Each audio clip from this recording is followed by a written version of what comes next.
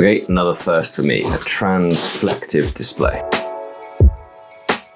Google Lens laptop stand. Okay, well I wasn't expecting it to have actually designed packaging at this point. The world's first transflective LCD monitor. So it's an interesting one. It's the second product from Eazeye, certainly hot on the heels of the Eazeye monitor. It's going for something that could be used alongside a smartphone.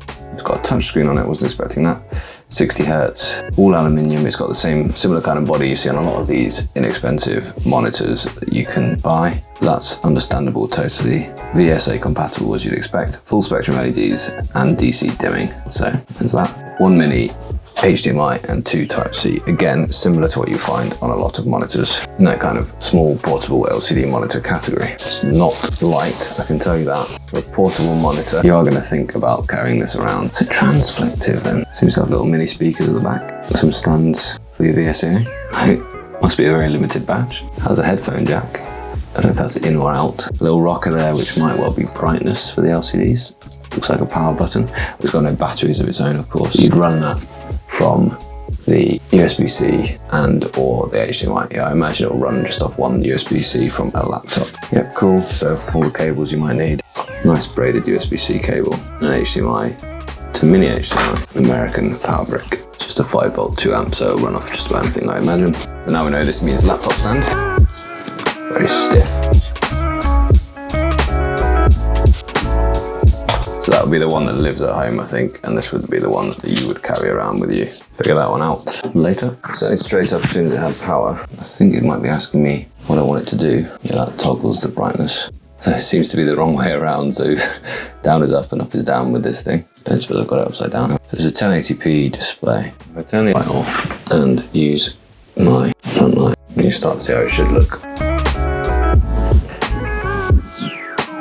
We'll have to wait and see that in full sunlight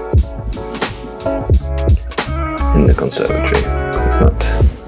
And that's the thing with this device. I can see this for some specialist outdoor use, where maybe you need very low power and you're expecting to have a lot of bright sunshine regularly. But you're definitely going to need to know that's your use case and that's going to work for you because the price tag is pretty hefty. It's going to start at $699. So that's not cheap for a 1080p portable monitor. This is with the lights right off. You can see it's quite reflective actually. Yeah, it is matching how sort of easy it is to look at the ordinary laptop screen. Let's pump the brightness up on the laptop screen as well. That's now easier to look at, but is it more pleasant to look at? You see, having the backlights on the Eazeye, that isn't really making much of a difference. But that's not the intention. I think getting it to an angle that you're sort of comfortable and you're not seeing reflections would be important. Here are some thoughts on it after having used it for a couple of weeks. There are some other benefits of this one because it is also a touchscreen, which is quite nice actually, because for a lot of these technologies, it's the use of the pointer which can sometimes let it down. And you're often kind of scrabbling around like, where's that pointer gone?